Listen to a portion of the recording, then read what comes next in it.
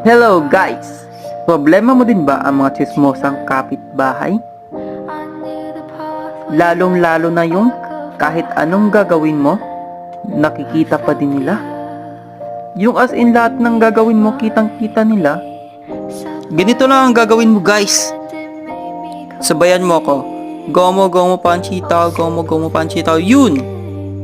Ama guys, yun dapat ang gagawin sa mga tsismosang kapitbahay.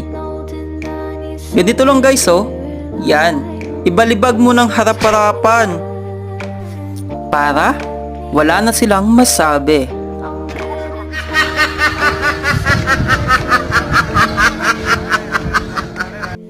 Nakakairita kaya yung mga ganyan guys. Yung feeling na kapag nakaayos ka sasabihin ang yabang mo. Tapos pag hindi ka naman nakapag-ayos, sasabihin ang